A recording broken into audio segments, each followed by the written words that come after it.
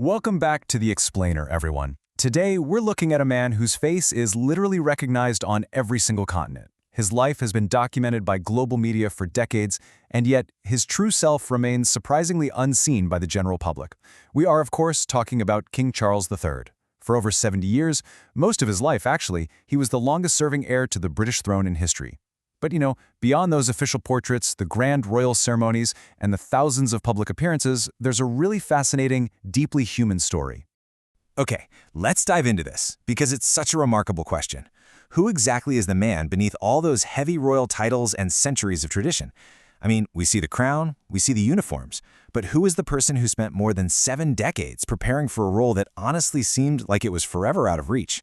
To really understand the monarch we see today, we've got to look right past the palace gates and explore the incredibly unique and sometimes very lonely journey that shaped him. Section 1. The Burden of Destiny. So imagine being born into a life where your entire future is mapped out before you can even walk. Born in 1948 to Princess Elizabeth and Prince Philip, Charles entered a world that was completely unlike any other. But jump ahead to 1952. At just 3 years old, following the death of his grandfather, King George VI, his mother became Queen Elizabeth II. And at that exact moment, this literal toddler became the heir to the British throne. Unlike you or me, who get to, dream about what we want to be when we grow up, his future was absolutely locked in.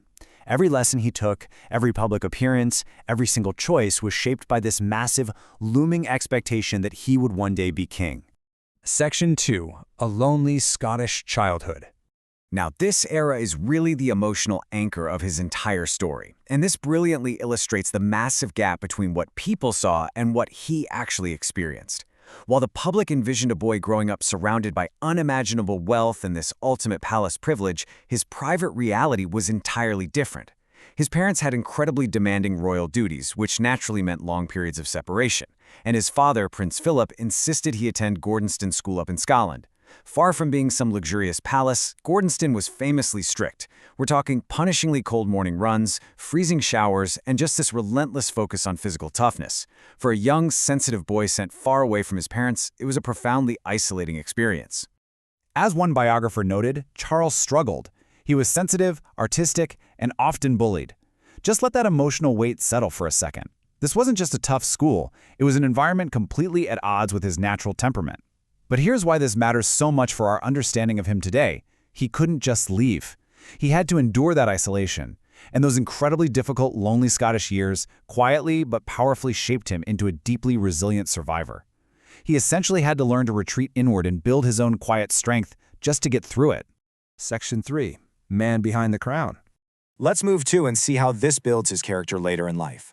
So how does a sensitive, isolated boy cope with the immense weight of his public destiny? Well, he finds solace in private passions. Publicly, he was always the rigid face of tradition, but privately, he cultivated this wonderfully rich, well-rounded life as a retreat. He's actually an accomplished watercolor painter, a published author, and, famously, a decades-long champion of organic farming. He even admitted to talking to his plants to help them grow. Friends describe him as thoughtful, intellectual, and deeply curious. You see, these weren't just simple hobbies for him. They were lifelines. They were intellectual pursuits that belonged entirely to him, completely separate from the demanding eyes of the public. And this is a really crucial takeaway. Many of those environmental ideas he was championing decades ago were pretty much dismissed by the public and the media as unusual or even a bit eccentric, but he stuck to his convictions. Today, long before climate change was universally recognized as a global crisis, his early advocacy is actually considered remarkably forward-thinking. It shows a real visionary foresight and a quiet confidence in his own beliefs. And honestly, those are traits directly born from that early need to stand on his own 2 feet during those tough years in Scotland. Section 4. Love, Tragedy, and Controversy. In 1981, his marriage to Lady Diana Spencer was billed everywhere as the ultimate fairy tale wedding. It captivated hundreds of millions of people all around the world. It was a true global spectacle. However, the reality behind the palace walls grew increasingly complicated. The intense pressures of the institution, combined with just an overwhelming level of media scrutiny, created immense challenges for the marriage, challenges that were very far removed from the fairy tale story the public was being sold. Following their separation, the couple officially divorced in 1996. Then, in 1997, the tragic death of Princess Diana completely shook the world.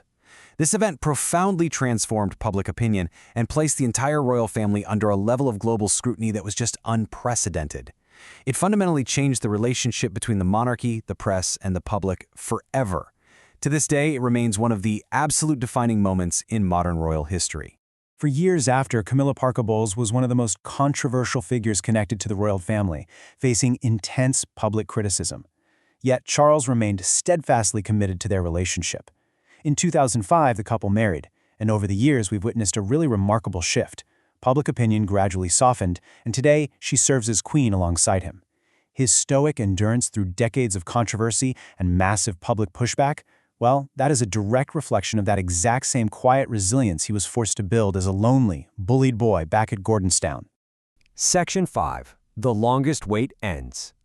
So the crucial point here is 70 years. He waited over 70 years. Literally no British heir in history has ever waited longer to become monarch.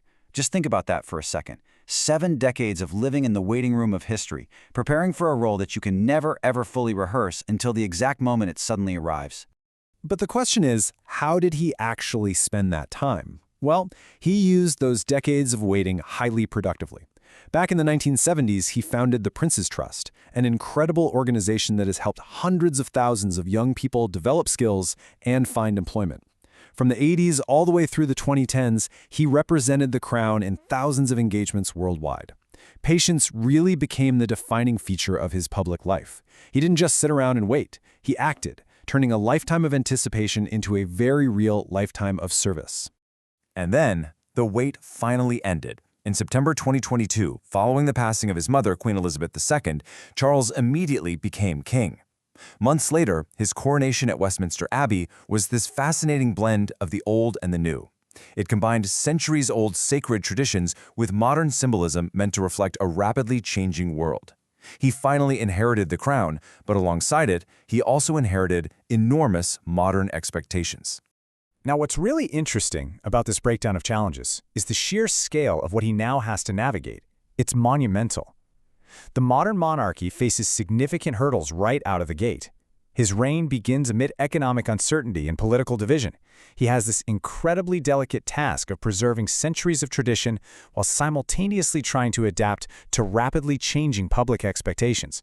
Furthermore, he's got to navigate complex, constantly evolving relationships with the Commonwealth nations and the wider world. It is without a doubt a monumental balancing act. But as we look at the king today, we really must remember the man away from the cameras. Those closest to him describe someone who deeply values quiet reflection over public attention. He still loves gardening, reading history, and listening to classical music. He's even known for personally responding to letters. It's a beautiful contrast, isn't it?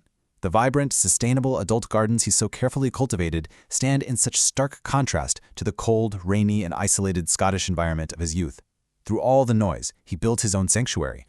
Which leaves us with this final, lingering thought. How will history ultimately judge the legacy of the king who literally spent a lifetime preparing? Behind all the grand titles is a man deeply shaped by duty, controversy, immense patience, and an unwavering personal conviction. From a lonely Scottish schoolboy enduring freezing morning runs to the oldest monarch to ever ascend the British throne, his journey is absolutely one of the most extraordinary stories in modern history. Only time is going to reveal the full legacy of his reign. Thank you so much for joining me for this explainer. Stay curious, and I'll catch you in the next one.